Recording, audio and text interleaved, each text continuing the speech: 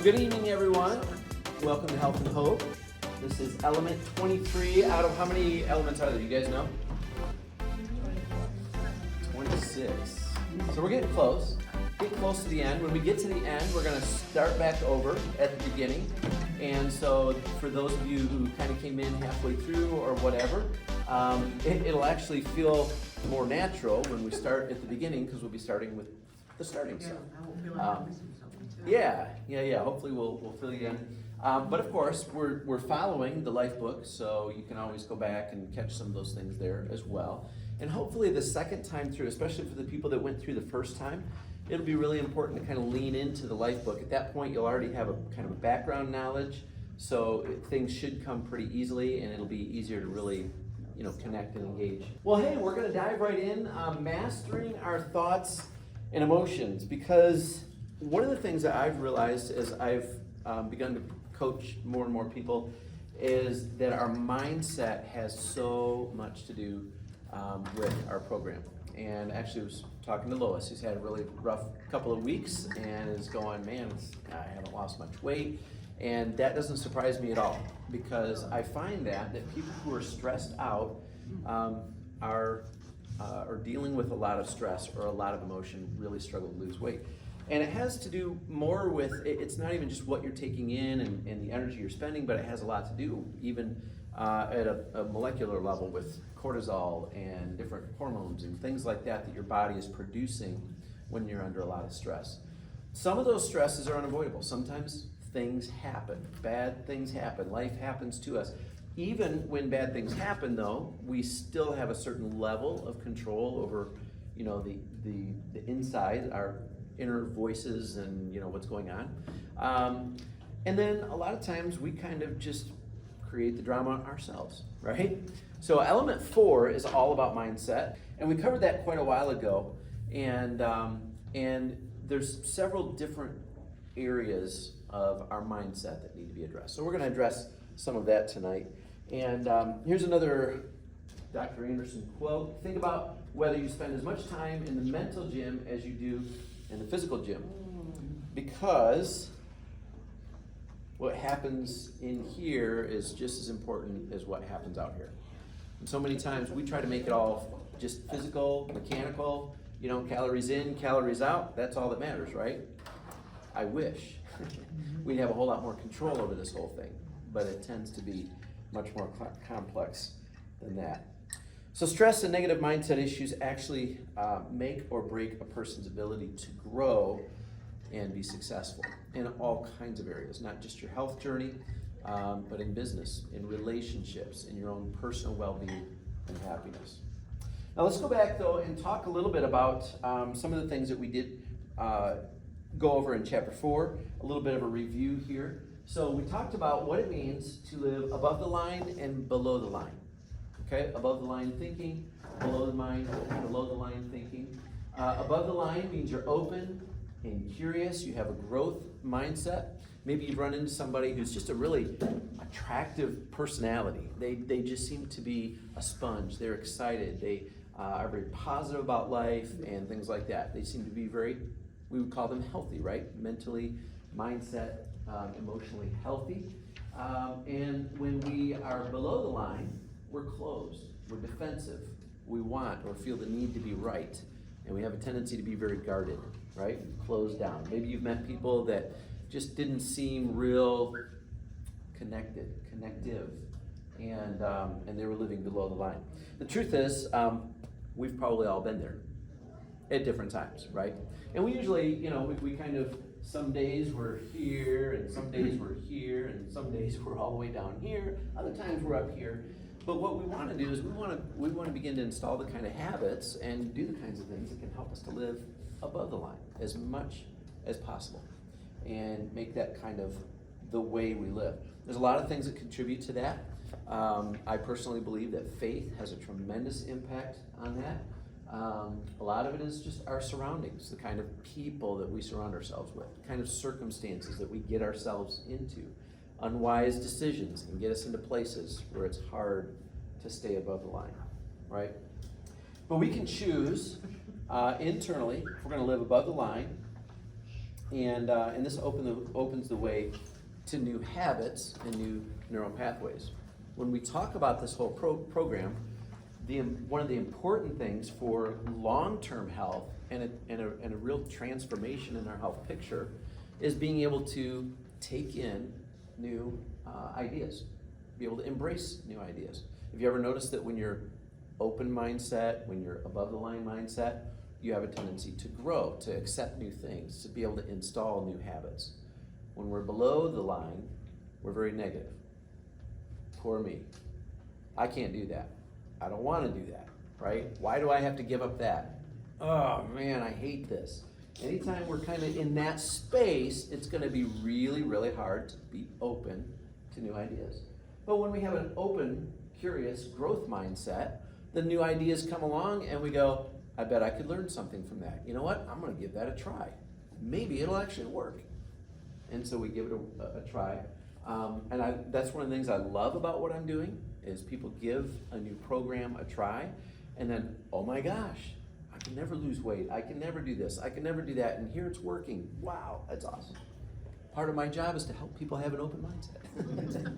So those are the kinds of things that make a big difference. And a lot of it's all about our attitude.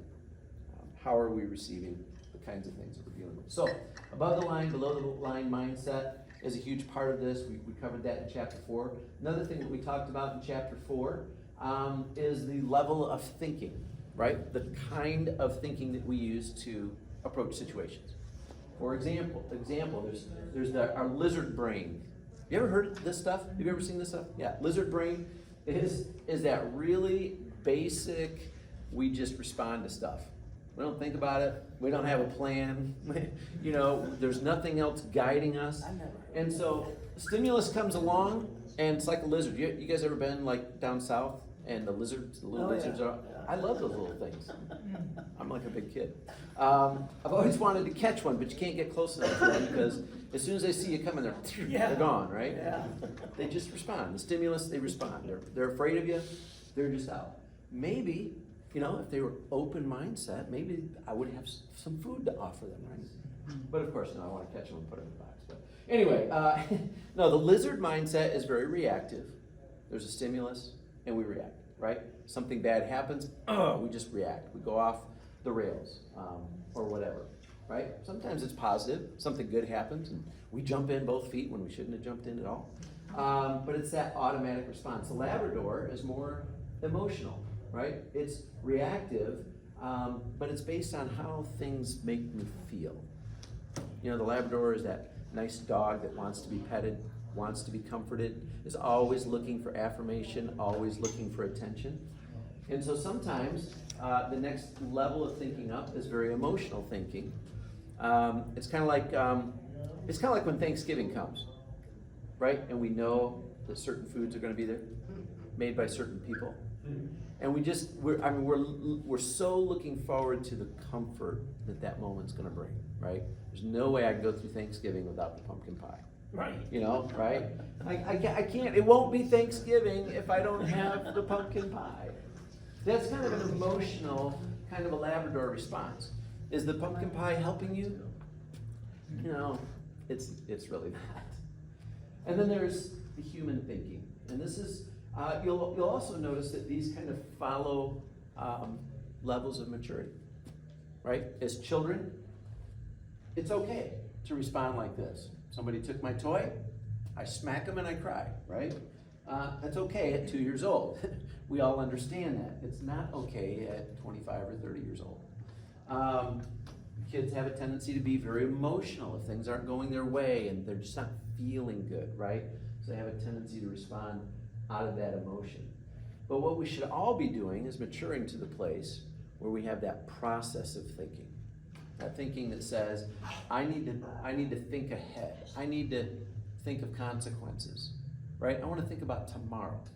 I want to take into consideration where this decision is going to take me. Okay? Any thoughts, ideas, questions about this? Input? So I got a question. The Labrador, emotional? Yep. Is that good or bad? Well, it could be both, right? All of these can be both, Oh, right? But if we're making decisions at this level all the time, we're gonna be kind of how can chaotic. that Labrador be good? Well, sometimes it helps us to slow down and feel. You know, we also can't be this all the time, right? Otherwise, we might be like Spock from, Yeah. you know, what was that TV series? Star Trek. Star Trek, right? He had no emotion. He couldn't feel life, and that's no fun. And nobody, you know, I really think wants to be that. being emotional, I think that makes you hungry. Well, it depends. Can be So- an emotional eater. We can have responses that go either way, but if we don't engage this, Oh, okay. right, we're going to be responding immaturely. We're not going to be responding Yeah. and engaging our willpower.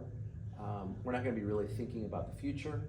Oh, gotcha. And so we've got to be, more than anything, it's not about whether each of these is good or bad, but we need to be aware. This is about awareness. It's about being able to say, ooh, that was a very lizard response. That wasn't good, right? Ooh, that's a very Labrador. Man, this last few days, I'm looking at what I'm eating and I'm realizing that was a very emotional response. I get stuck in that. Yeah? I get stuck in there. So that's why we're doing this, right? So, you know, we can present the 5-in-1 plan and you can do your best to be on the 5-in-1 plan. Yeah.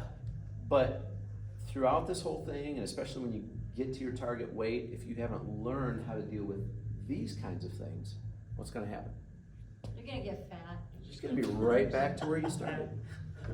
So this is all about personal growth, okay? Nice being honest there. Yeah. Yep. So when stimulus comes, we can respond with any level of decision-making power, but maturity affects our ability to use our higher thinking to make wise decisions, moment to moment. Decisions that are focused on our future, focused on our goals, focused on what we know is right and wrong for us, what is good and best for us, right? So it's also important to understand we don't like reach some kind of level. It's like we don't reach this level and stay there. We will continue to go back and forth. We just need to know that when really important decisions are being made, we can't make them at these two levels. We've got to engage. So what kind of important decisions are you talking about? Well, decisions about our health, you know, decisions about whether or not I'm gonna exercise, how I'm gonna fuel my body. You know, obviously decisions, big relational decisions. Well, that's. Can you imagine making a decision about marriage at one of these two levels? Okay, now that's more what I was trying to figure out. Yep. Yep. Yeah. Yep. Yeah, that wouldn't be good. No. But sometimes overthinking things isn't good either. And it's, yeah, and I think we need to make sure that we engage that thinking level, right? And that we grow in that enough that we can use it wisely. Okay? But you're right, you're absolutely right. We do need to engage all three. I think the holistic approach is being able to engage all three. Yep, that's a good point. All right. Well, you can get to a point with having used your discipline and willpower and then learning, and then be aware that you were triggered by something emotionally when you came across a food that tempted you, but then eventually, you know, you learn how to override that, and then maybe you have just the kind of foods in your home and what have you, that everything does become automatic because you have conditioned your whole lifestyle to that, and then you don't have to think, then you don't have to think as much. That's true. That's true. And that goes back to the element about environment, right? When we create the right environment, we're supporting our ability to make wise decisions. I need help. So it takes all of these pieces together. Balance. Right. Need help though. Right. And it's all part of the balance. Yeah, when you get into trouble is when you're not aware Yeah. of how you're making the decisions, right? And then you're reactive or you're emotional or whatever. For me, a lot of this stuff that we're going through is just helping me to to be more aware of why I'm doing what I'm doing and where I need to make changes. Sometimes I don't need to make changes. This isn't about changing everything about every part of your life, but it is about being able to evaluate which areas do need some work and making changes. All right, good. So tonight, that was chapter 4. Tonight, we're going to talk about how emotions play into all of this, right? So asking the question, how do emotions affect my decision-making process? Day to day, long term, all of that. I think part of the problem with the society that we live in right now is that emotion is everything, right? And we almost celebrate the fact that people make decisions based on emotion. And that emotion is often volatile, not necessarily in an angry or violent way, but volatile in a very reactive, kind of powerful way. And so emotions are playing a much bigger role in our decision-making process than they probably should be. So our emotions shouldn't be despised. They're not bad. Our emotions are wonderful. As a matter of fact, they give us a full life. I think that's one of the things that separates us from the rest of the animal kingdom, the rest of creation. The Bible tells us that we were made in God's image, in his likeness. And when we read through the scriptures, we see that God expresses emotion over and over again. We see the scriptures telling us how God felt or what the emotion was that God was feeling. So it's a very human and yet a very personal kind of a thing. Emotions are a beautiful thing. They add depth to life. They make relationships dynamic. Can you imagine being in a relationship with an emotionless person? Don't say anything if you are. Just keep it to yourself. Because I've worked with people before. I say, I wish they'd get angry. I wish they'd get happy. I wish they'd do something. Right? They make relationships dynamic. Emotions provide important clues for finding our place in this world. Right? They teach us things about where we're at, how we're feeling about where we're at. They can help us to know when we need to make a move, make a decision, do something different. So they give us important clues. And again, they make us human, created in the image of God. And they're a beautiful thing when they're managed well. Right? So God created us to be emotional beings, but God did not intend us to be controlled by our emotions. We feel love, we feel joy, we feel happiness, fear, anger, guilt, disappointment.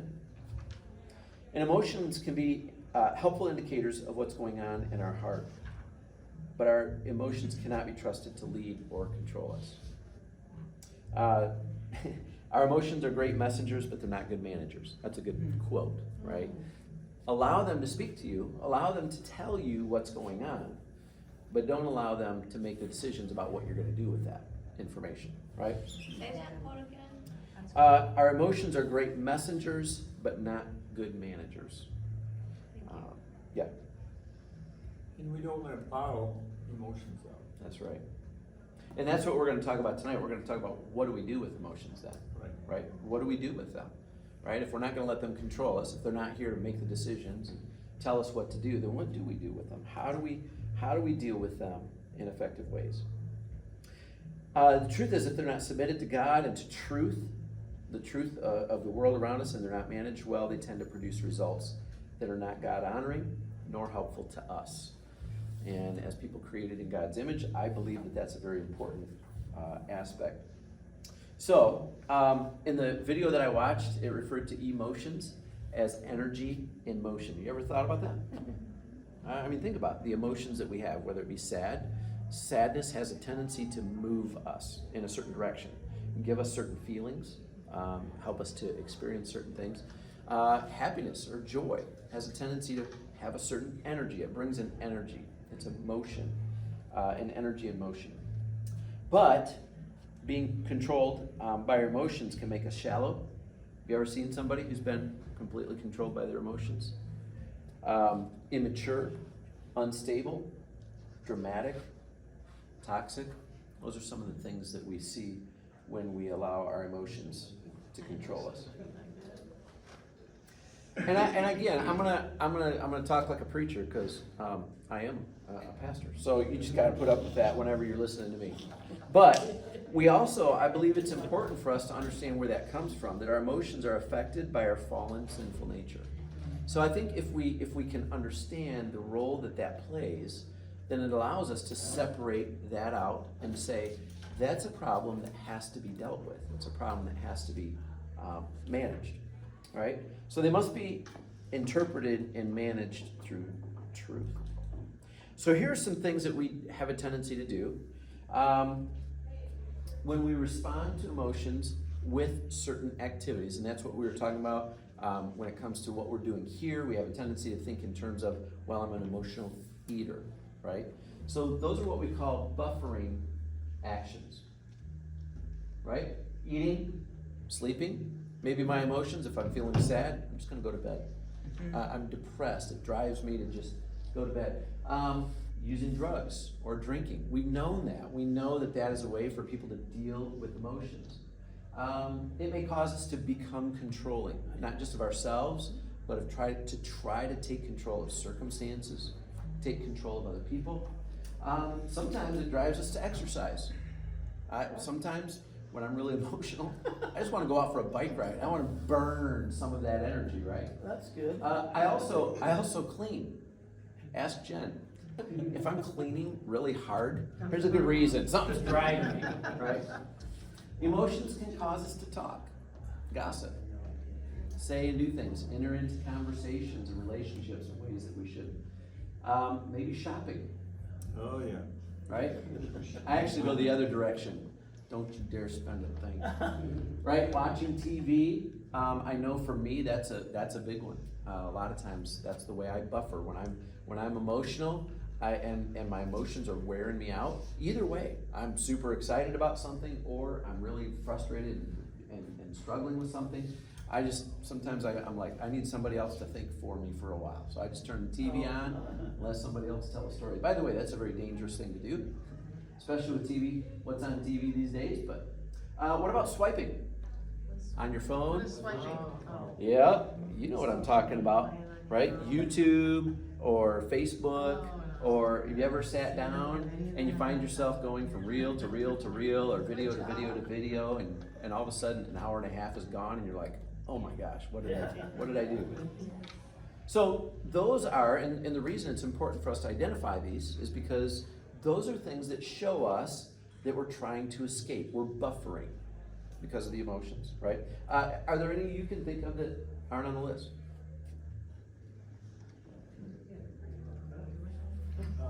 It's a pretty good list, isn't it? It's like, oh man, that's me. Going for a ride.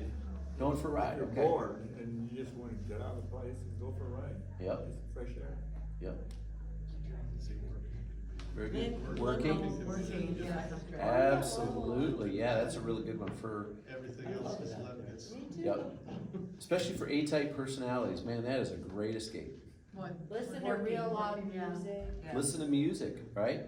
Or go dancing, go see a movie. Not that those things are always wrong, and actually, I mean, cleaning, that's not a bad buffering activity, right? Exercising, it's not that these activities are bad, but what's important is that we realize, I'm not cleaning because the house needs to be cleaned. I'm cleaning because I'm trying to escape. I'm trying to get my mind off the thing that's bothering me right now. So this is not about... Sometimes that's healthy to do that. Right, Yeah, that's right, Right? yep. Yeah. I mean, As long because- as you don't get interrupted in the middle of it, which is what's happened to me lately. I got all these projects and Rocky got laid out. I got the whole house tore up. I can't get to anything. Do you need me to take Rocky for a ride? Oh, so much. Oh, 3 that's fun. weeks and this. So yeah, it's not that these things are bad, or that these are necessarily terrible ways to deal with it, but if this is all we do, then that emotion is just, all we're doing is suppressing it, we're pushing it down, we're not dealing with it. And so, yes, it's okay to escape for a minute, give ourselves some time to deal with it, but again, it's all about awareness. Do we know that's what we're doing, or are we just buffering and then later on we come back to it? And that's the problem with things like this, okay, so you drink the night away, because you're depressed, you're upset, you're frustrated, you're angry, you're whatever. You wake up the next morning, well, now you got two problems. The original problem is still there, hasn't really been dealt with, and now I've hurt myself. I've hurt other people with things I've said or whatever, right? So it's about being able to understand that is what's happening. So we need to learn to recognize when we're buffering, in an attempt to cover our emotions, push them down, or to get around them. Often our emotions simply need to be acknowledged, and they need to be respected. It's okay to buffer sometimes, but then other times we need to go, wait a minute, this time I'm not just gonna sit and watch TV. I'm not just gonna scroll or swipe. I'm gonna sit and I'm gonna process this. I'm gonna deal with it. This last Sunday at Cowboy Church, one of the things that we talked about, we were looking at the Sermon on the Mount, and we were looking at Matthew 5:4, where Jesus said, "Blessed are those who mourn, for they will be comforted." I think one of the really important things that Jesus is trying to tell us there is that we can't just escape the things that are difficult for us. He's inviting us, and he's saying, I'll be with you. It's okay to deal with difficult things, even things like mourning, even things like anger. And if you'll allow me to come and be a part of that, I'll help you work through it in healthy ways. And that's what we've got to learn to do. Otherwise, those things just kind of have a tendency to build up. But Jesus says, I will comfort you in the midst of this. And it's important to understand that we're not alone in all of this, and figure out ways to process. Sometimes you do feel like that, though, that you're alone. Yeah. Yeah, and I think sometimes we have to stop and we have to say, why do I feel alone? I know that there's people in my life that love me, they care about me. I know that God is a prayer away. So is that just another way for me to escape? Or, I think we've got to stop and we've got to ask, are the things that I'm thinking right now, are they actually true or not? And so many times we end up living life based on lies or assumptions or things like that, not on purpose, but it's, quite frankly, it's laziness. But we've got to stop. We've got to process those things. So here's some ways, we're going to go through some ways to process our emotions. The first one is name it, right? Name it. Again, if we just go right to buffering, right? We're escaping it, we're stepping over it, we're not dealing with it. We don't take the time to sit down and go, you know what? I'm just angry. I'm just sad. I'm afraid of something. There's a reason that I'm agitated right now. What is it? Is it because I'm angry at someone or something? Or is it because I'm afraid? Maybe I'm dealing with fear. And so it's important for us to stop and name it. Now, there's some tools, some really helpful tools to help us name it. You guys ever seen these emotion wheels? Motion feeling wheels? Yeah. Oh, these are fascinating. Yeah. These are really, really helpful. So these are the core emotions. Milo, And is that in the book? I have my book at It's home. not. It's These are not in the book. I came up with this. So. But this video, I will make sure I edit this video and put it up. And if you want, I can even send you some of these Can things. you email me that? I will. That's interesting. Yep, I'll email all you guys. Okay, cool. Okay? So these are the core No, how much is that? emotions, right? So let's say joy. Well, I might be feeling, this is the core emotion, I might be feeling enthralled or elation or enthusiastic or optimistic, proud, cheerful, happy, content. And then you can even break those down even No, I more, can't read that. Somewhat, right? not much. Can you guys read those from where you're Are at? you No. crazy? Let me- Make a smaller circle. Yeah, I can I read know. love and Sadness. fear. Which one do you want me to, I'll read some of them. Anger. Anger. Everybody wants to know what's anger all Well, about. it's at the top, so. Yeah, that's right, that's why. So anger, right, is the emotion. You might be feeling it. It might be expressing through rage or being exasperated, irritable, envy or disgust, right? And you may feel hate, hostility, agitated, frustrated, annoyed. Now, what this kind of tool does is, if you are willing to take some time, you can sit down and you can kind of look and what am I really feeling? And a word will pop out at you, and you're like, that's what I'm feeling. And maybe your feeling is agitated. You know what? That's up here. Am I exasperated? Maybe I'm dealing with anger, right? So you can kind of move it back so you can actually say, you know what? I'm angry. That's what I'm dealing with. Yeah. Now I have something to grab a hold of. I can do something with that, right? Same thing with fear. A lot of times fear and anger, we're confused. We're not sure which one is driving us, right? So, maybe we've got financial concerns. I'm feeling helpless right now. I just don't have enough money to make ends meet, and doggone it, I'm doing my best, right? So I feel helpless. You know what? I'm scared. I'm dealing with fear. So you can't necessarily look at an action and be able to name what you're really dealing with. Sometimes you got to start doing a little bit of work to narrow it down and figure out what's really driving where you're at. Okay. Sadness, suffering, sadness, disappointment, shameful, neglected, despair. Got out here, agony, hurt, depressed, sorrow, dismayed, displeased, regretful. So all of these descriptive words help us to be able to kind of put our fingers on what's really going on. Now, I mentioned that there's a lot of these different things, so I'm going to show you. This is another one. This one actually names the emotions a little bit differently. By the way, there's no, we weren't given a manual when we were born, so there's no right or wrong answers. This is the work of people way smarter than me, maybe not smarter than you, but at least smarter than me.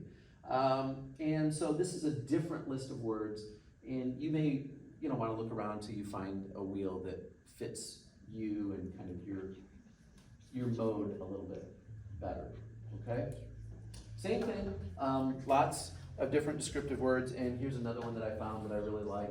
It's got some goofy pictures and this kind of stuff. I actually thought that this one was very insightful, and it shows these are feelings when your needs are met. So these are what we would say, these are the good feelings, these are the positive feelings, the things that are going to probably more naturally drive us toward above the line thinking, and these are the things that are going to drive us the other direction. Again, being aware of that helps us to know which direction is this emotion pushing me, and now I can work with that, I can respond to that.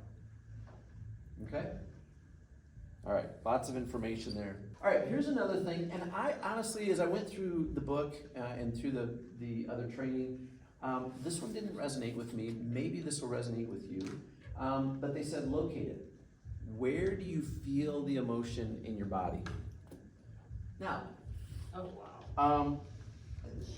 anger has a tendency, you feel it in your back, in your neck, your shoulders, your jaw, your head. I do know that when I'm angry, I do this. Maybe not visually, but after a while, it just kind of, it hurts, right? Why do I do that? I think fear causes me to do that as well.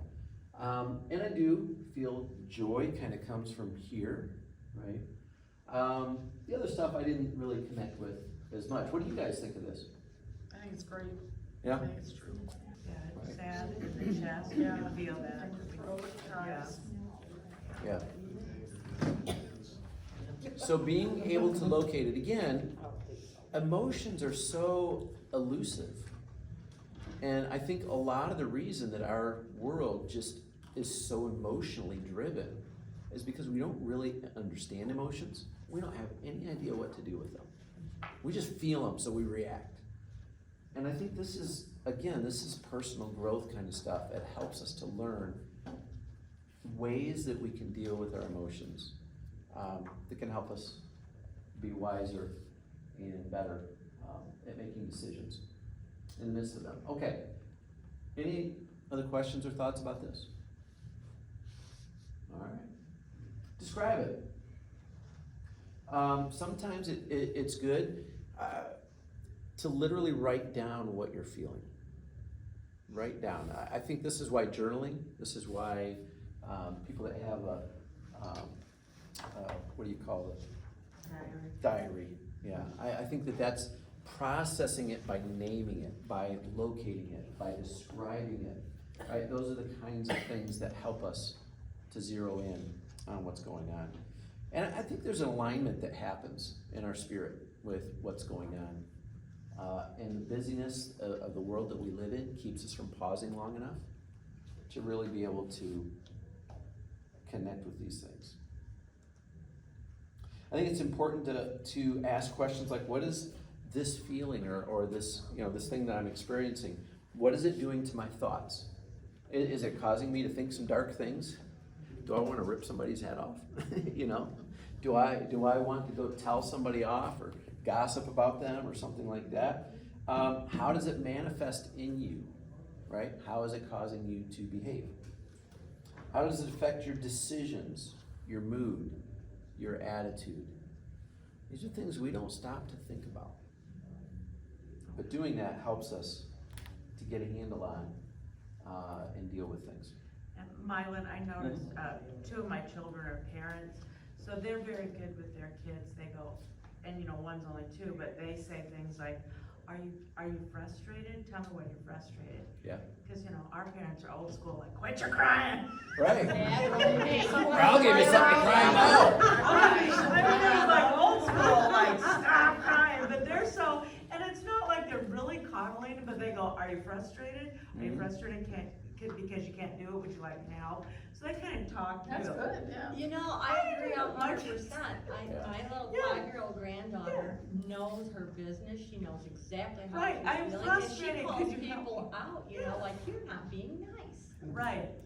I would never. Back in the thought, old days. At Yeah. 5, You'd have been like, get oh. to your room. But she, You want some I mean, something she to knows cry about? like Something to that. cry about. Yeah. Suck it up. But see, that's refreshing and it's impressive, Yeah. and it's something that we recognize, boy, that's a higher level, that's a higher way to deal with things. Yeah, some maybe that That's good. generation of little guys will be. Now, you do have to be careful though, that Yeah. you don't use that to coddle, Yeah, right? right. Because that's not healthy either. So, Right. in all of these things, moderation Sure. and wisdom are Sure. important. I think that's where you have to find your balance. Absolutely. Absolutely, yep. All right, so the next step. Another thing too, though, we have to also know that feelings are fleeting, Yeah, okay? And that Example. how it's not gonna be with you forever. right. And that sometimes sitting in that space of being discomfort, you have to remind yourself, and this too shall pass. Yes. And so we have to overcome a little bit of, maybe would you call it like you think you might be in fear, or this is gonna be Right. like forever. Right. When you're really like, no, it will pass. But I think that comes with maturity, not just age, Yeah. but maturity. Because we see, I worked with teenagers for a whole bunch of years, and man, every emotion that they were in, Oh, yeah. that was just the definition of my life and who I am and what my reality is gonna be forever and forever, and you're like, it's okay, you'll get through this. But, and again, at that age, that's understandable. They haven't lived enough life, so we can't coddle them through that. But I think you're right, we need to be able to instruct them and help them, and then at times, we need to remember that too. Yeah. We forget, and that's okay. But these are things that help us to remember and help us to figure it out. The next thing we need to do is shift it, right? There are good ways to then take that energy in motion, and deal with it, right?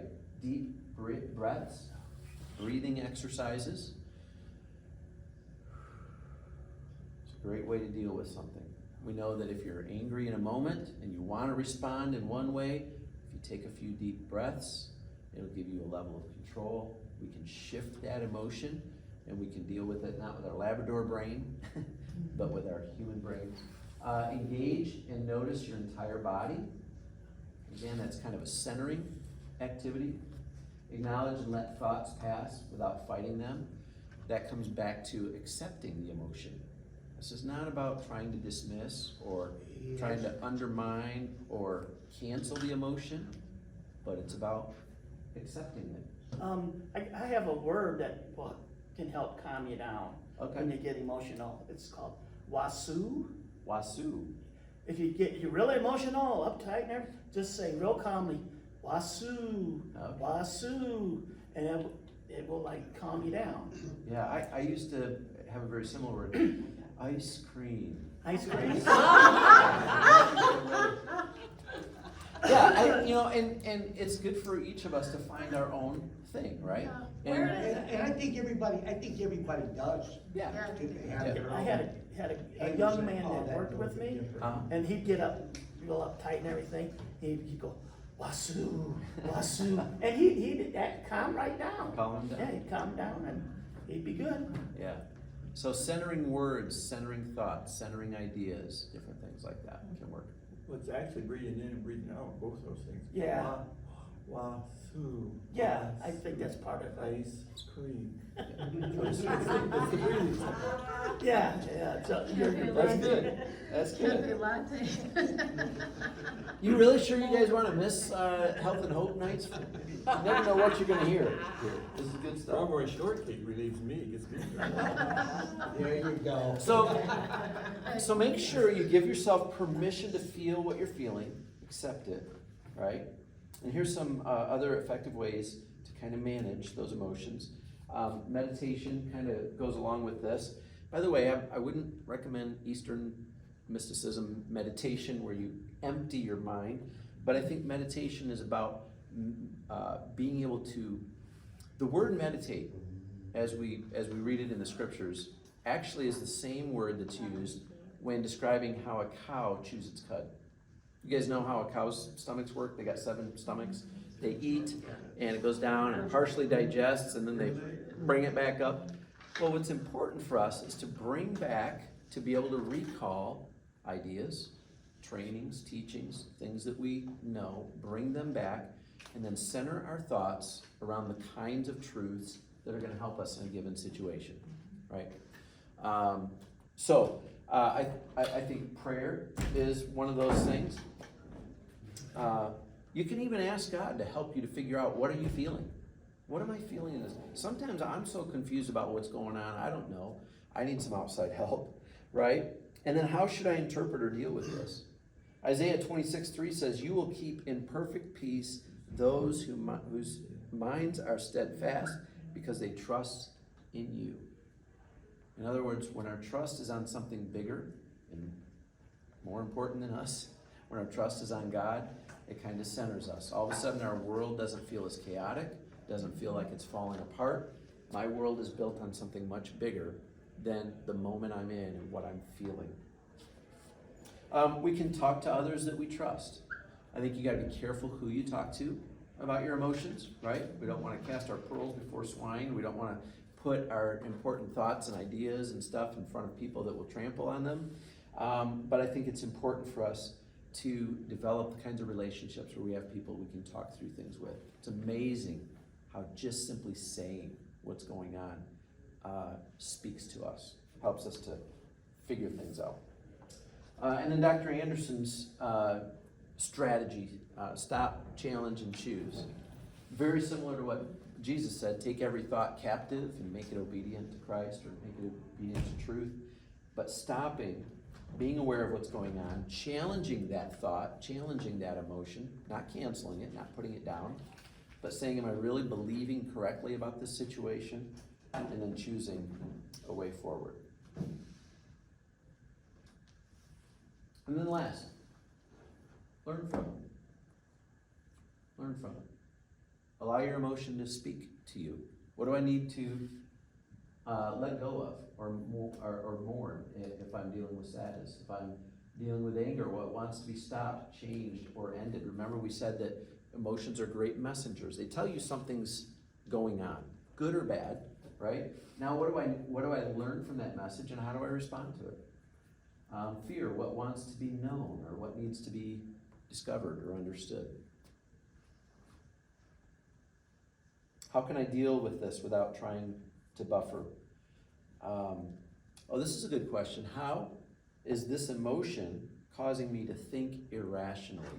You ever watch somebody else make decisions when they're very emotional and you go, what the heck are you thinking? You're just not even thinking rationally, right? It's always easier to see that in somebody else than to see it in ourselves, right? Everybody else is an idiot. I've got this all figured out, right? But that's, it's important for us to pause and to ask, am I thinking irrationally? Entertain the question. Problem is, we don't entertain the question. So even if we are thinking or responding irrationally, we're just not even aware of it. What is this emotion telling me about my world? Right? What do I need to learn from? Sometimes if you're angry about the same thing over and over and over and over again, there's probably something that needs to be dealt with in a relationship, in a situation. What is the most correct or profitable way to respond? So let your emotion speak to you without surrendering your will to it. This whole process isn't about making the emotion stop or go away, but it's to help us process in a powerful and productive way so that our emotions don't get their way with us. All right, last quote. We'll wrap it up with this. Between stimulus and response, there is a space. In that space is our power to choose our response. In our response lies our growth and our freedom. That's good. So, as we're going through this, again, the above the line way of thinking about this is to say, I can grow, and some of these ideas can help me. And what can I do? What is my next step? What is my response? What is my action going out of this? I could just go, yeah, that was interesting. I wonder if there's any more egg bites over there. Or we can say, there's a couple of these things I need to take home and try, and need to apply them and figure them out. All right? Back to our health journey. If we're not healthy emotionally, it's going to be very, very, very difficult for us to get healthy in every other way. In our physical health, our mental health, our relational health, our spiritual health, all of those areas.